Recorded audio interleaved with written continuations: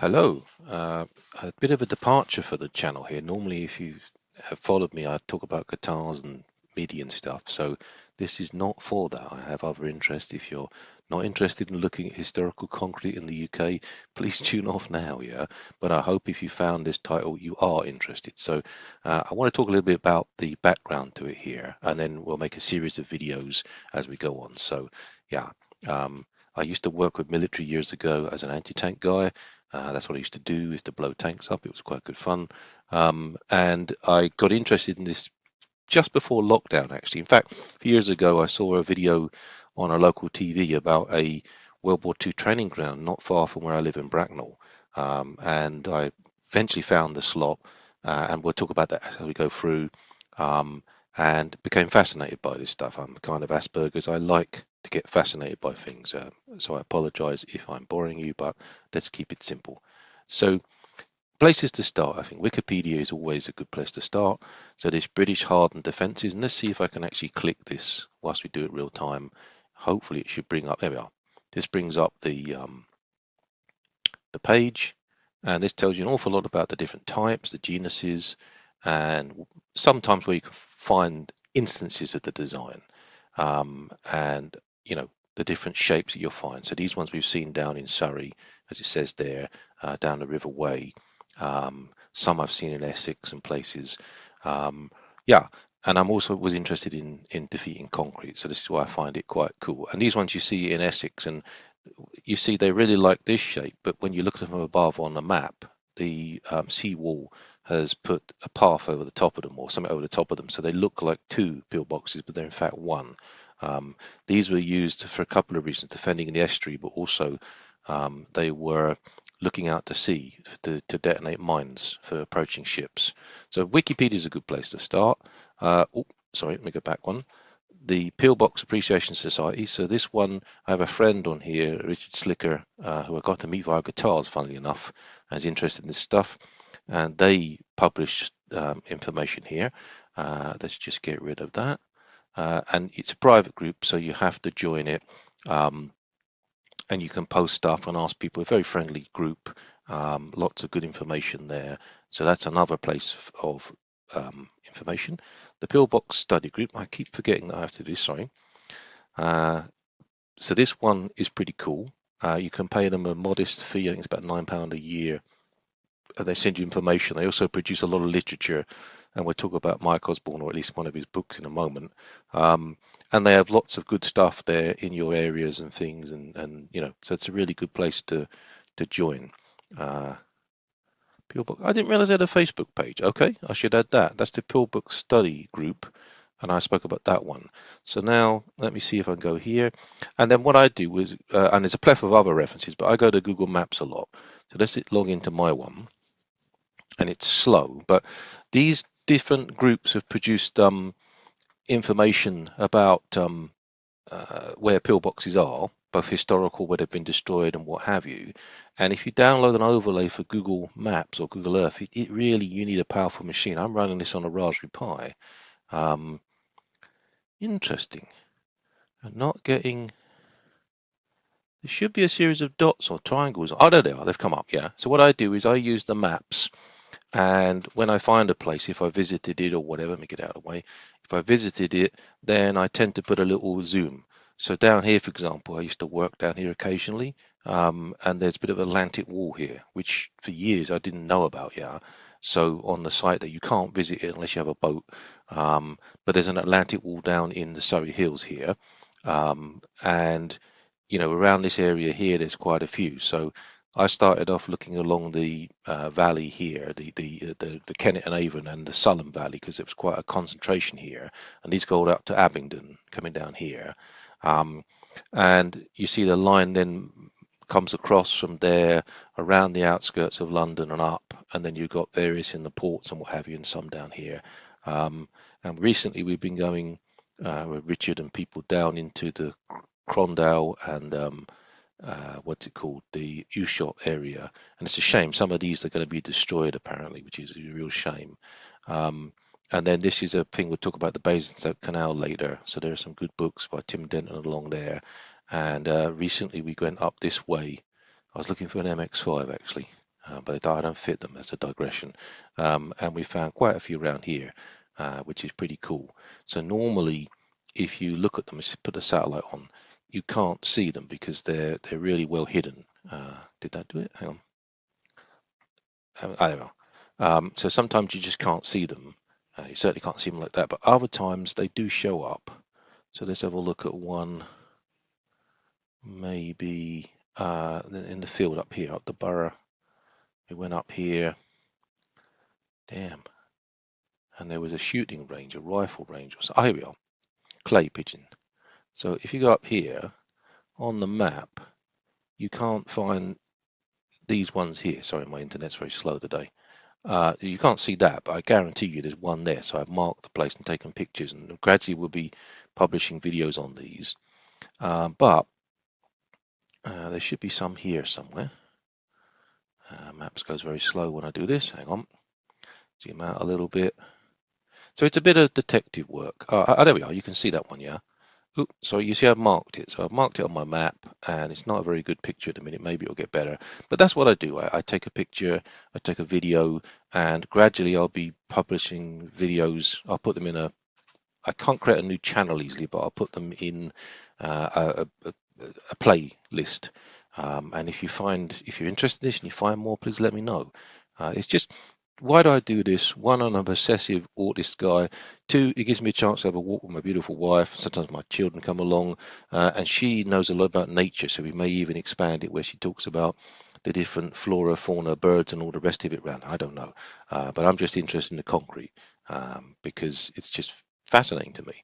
So what got me into it in the early days was, again, I worked in military, but I read a book here about the secret agent, and so I got the ISBNs there, you can read them out, and this was the Dad's Army on steroids.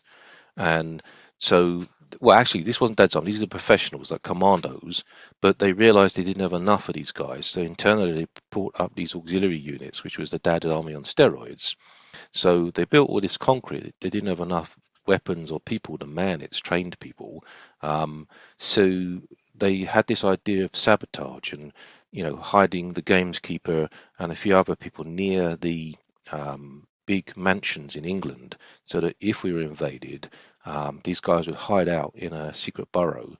They had a life expectancy of 1 to 2 weeks, and they would gradually assassinate the leaders of the opposing armies, the invading armies that came in, because they felt that they would take the big manor house and say, that's mine, yeah. So it's kind of a cunning plan, but we were and we are pretty ruthless in Britain. We get this reputation for being super nice people and polite, and we are, but there is a very strange streak in most of us that if you push us, we will fight. I think people underestimate that. It's something we don't want to do, but it just seems to be the way. So this one is now what I would say. This is the Mike Osborne I spoke about earlier, part of this study group. So he's produced this really great book, and this next set are all about um, generic defense of the Britons. If I just look inside it, I would have put it on the camera, but I don't know if I'll get done for copyright. It takes you through the pillboxes at the beginning, including camouflage ones, the anti-tank blocks, then the spigot mortars. They talk about the air defences, hangars and things, and special pillboxes around those areas, different designs, the buildings that the army used. Yes, I've known some of those in my time. And quite a lot of references. That's a pretty good book. Okay, so the next book that is pretty good is this one. Oh yes, and that Mike's book is about £20, and it's fairly easy to get hold of. This defence is in Britain. My wife bought me this. This has got more detail. It's a pocket book. Well, yeah, it's a sort of pocket size, so it's about A5 size. Um, and it's got various sort of pictures from above of stuff, a bit more information, pictures of or schematics of the sort of places where the buildings would be laid, so their topology around the areas and the like, and some of the pictures of the various designs of pillboxes again and the type. So again, it's a handy reference. Pictures of people putting scaffolding against the beach, because that way, if the invading army came in, there was all sorts of mines and scaffolds to hold them up. The spigot mortar in place. They're quite fascinating devices. I'm not sure how accurate they were, but They packed a punch. So yeah, this is quite an interesting book, and it goes on about Cold War as well. I lived in Kent for quite some time, so there's a special edition of it. So this is, I think it's like an expansion of the same thing, but specifically about Kent. This one is, I think my wife got it slightly cheaper because there's a few missing pages. Always the ones you want, actually. But it's specifically about Kent. So if you're from that area and you want to know more about the sound mirrors on the front page and those sorts of things. So those go back to World War One. And my early job was target tracking, missile guidance, and that sort of stuff. So this was how they could try and hear the planes coming in, so they could try and get a bearing on them. But as the speed of the plane sped up, it became pretty useless. And then once we got to the jet age, completely useless. But by that time, we already had the radar. So it tells you about a place called Addisham, where there's a nice pillbox hiding up in the arches of the bridge. And that's what I find fascinating about these things. You can get a lot of exercise, like doing Pokemon, without knowing you're doing it. Always keep the trails. Don't break people's don't break into people's land. Don't trespass. Get permission. Go with other people because it can be dangerous. Yeah. Don't pick up anything that looks a bit strange. There shouldn't be any unexploded munitions there. But if you are going onto a military site, particularly if it's an active range, you never know. Yeah. Um, so then with this, so that's the generic stuff about generic defences. Now we're going to the air defences. This guy, Dr. Alfred Price, was one of my wife's relatives. So we met him a few times. Fascinating guy, since died, but he was a fascinating guy. Did a lot of books on planes in general. Very interesting history. So just looking aside this book here, it's got quite a bit about the radar. So the secret weapon we had, and we all talk about Enigma, but radar was really quite a game changer. Um, you know, really helped us to find and concentrate our resources in the right places. Um, I won't go into the debate about what was the better plane. I normally get angry with people about that, but the fact that we had the radar was the game changer for air defense. We could concentrate the forces where the targets were coming in, and it talks about the VREPs as well. But I'm not so interested in the Air Force. No offense to the good boys of the RAF. I was just an army guy. My dad was a navy guy. This one also talks about airfields. Now, why I am interested in them is where I live near Bracknell, there are quite a few ex-airfields. Woodley, there's an old one just down the road in um, Winkfield, which was at a relief site, and there was a radar tracking station there for one of the only tracking stations outside of like Cape Canaveral, one of the NASA stations there years ago.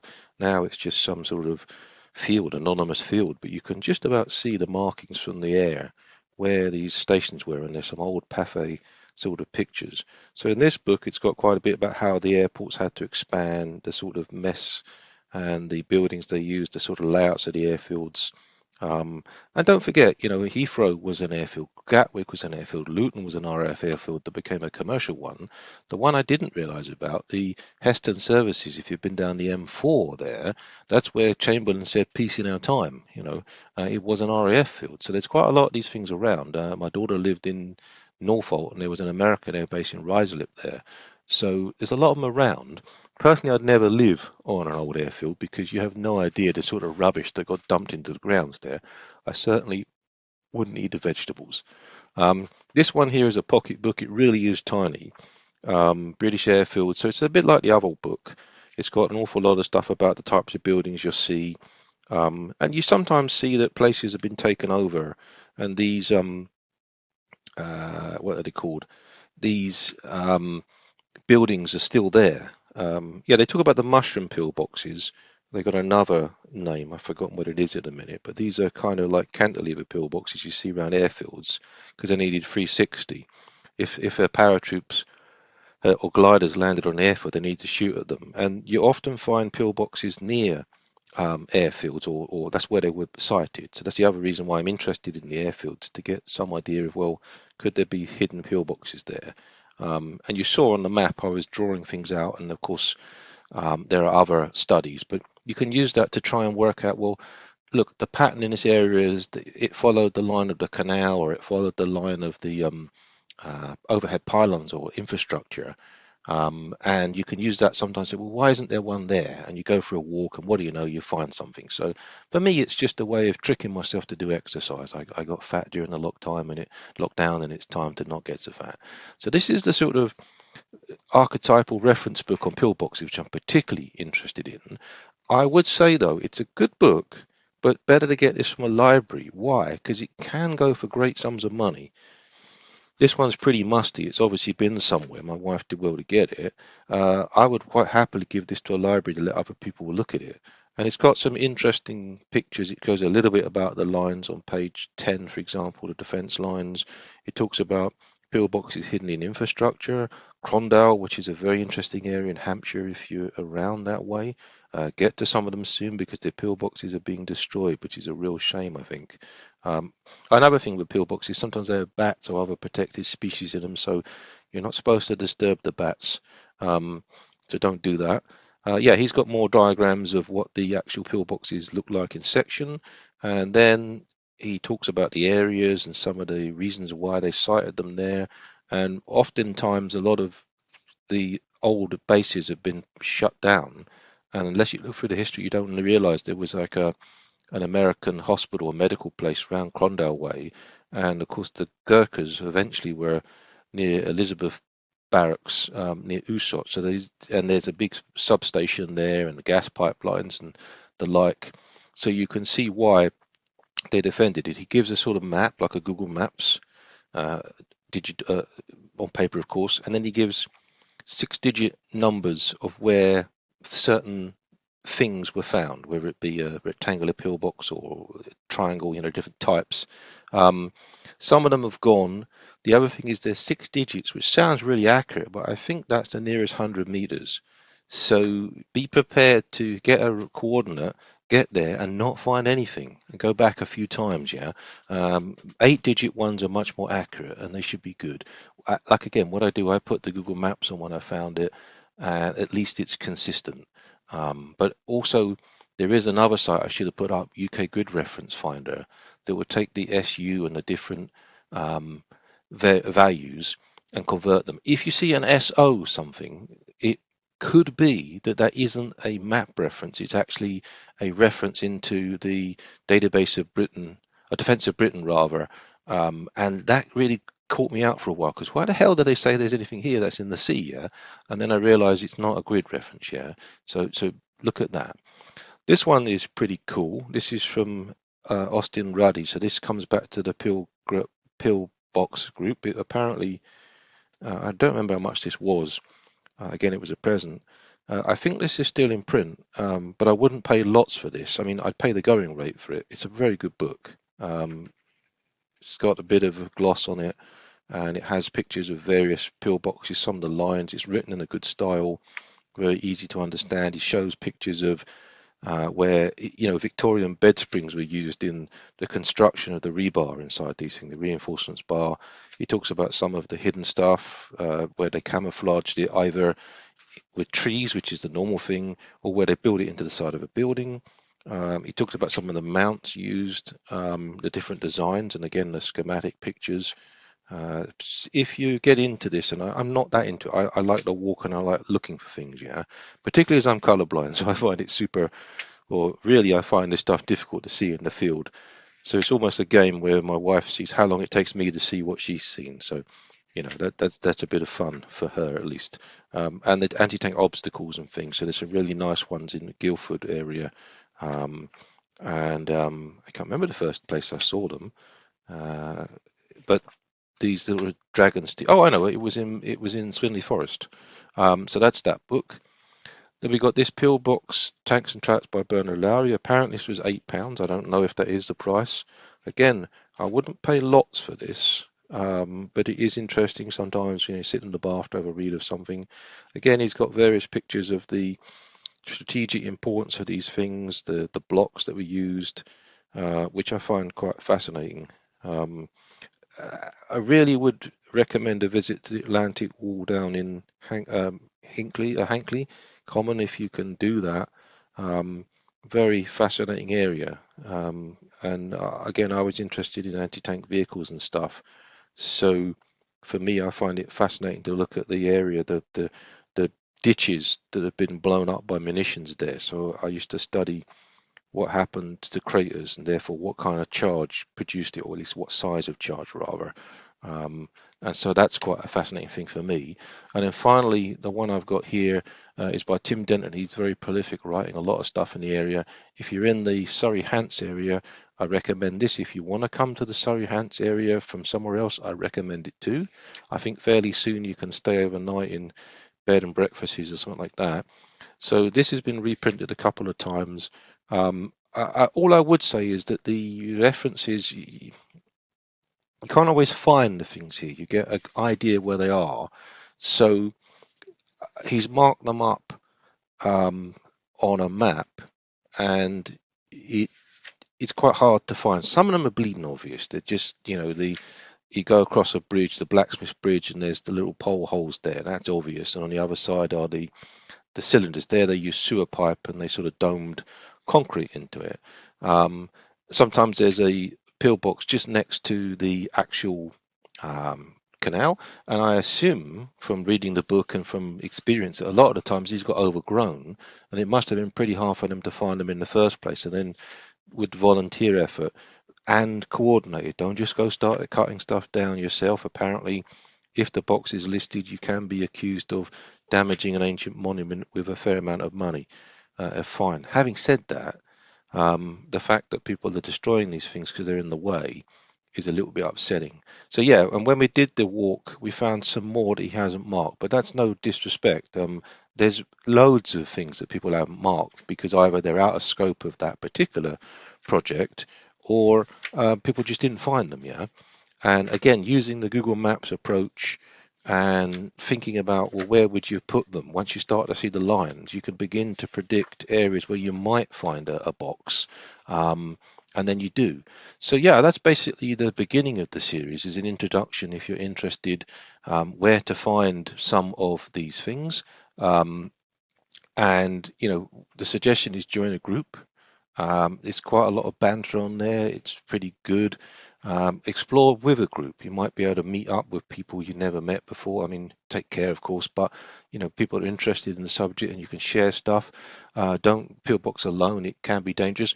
I have videos that will come later of me slipping down hills where I lost footing in the damp. Yeah. A good tip is winter time is a good time to see these, but a bad tip is the light fades fast. Make certain you got torches. Make certain you know how to get back to your car or whatever. Park your car sensibly, and try not to fall like I did. Yeah, my past life flashed before me as I started sliding down the Surrey North Downs. My wife was pissing herself with laughter. Yeah, I wasn't. I was probably just pissing myself with scaredness. Yeah. Anyway, keep to the footpaths. Get permission from the owners. Nobody likes to be chased off. Sometimes the wildlife, the cows, I'm not a great fan of cows.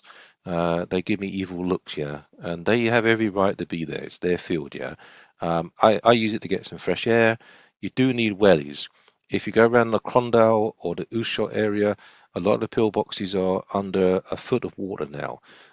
Don't forget, a lot of the areas were built so that they could be flooded. So an invading force would get bogged down and they're easy to pick off, yeah, or rendered useless. Normally you need a raincoat in the winter time, so hot soup is quite nice. Um, and yeah, batteries for your phone, and you can get these data banks or whatever. Oftentimes you're in places where the signal is pretty poor as well. Um, Plenty of space on your phone for taking photos and video if you want to do that. Um, and yeah, a good idea to look at recorded sites first to make certain if you go into an area you can either go for one or two places and then you might find an adjacent area. And it depends what you're going for. An obscure pillbox you haven't seen, either a type or just one in an area, or just a sheer number. So for sheer number, Salem Valley is pretty impressive in the Berkshire area. In the Hampshire area, it's Condell Shot. What we will be doing is tracing down from that area towards Farnham, and then it catches up with the Guildford area where there's some interesting stuff. The North Downs is quite beautiful, but bloody muddy. Yeah? So watch out for that. You get to see some beautiful views there, um, and there are some nice boxes along the route of the North Downs there for the Surrey Hills. but quite a few are off the beaten track, and I don't think you're really allowed to go there. So a long distance shot is all you're going to get. Be advised, most of the time, some people have been using these things for convenience, shall we say. So, don't go in for the sake of it, particularly if there's a strange stink. A lot of people rather they put litter and stuff in it, which is a real shame, yeah.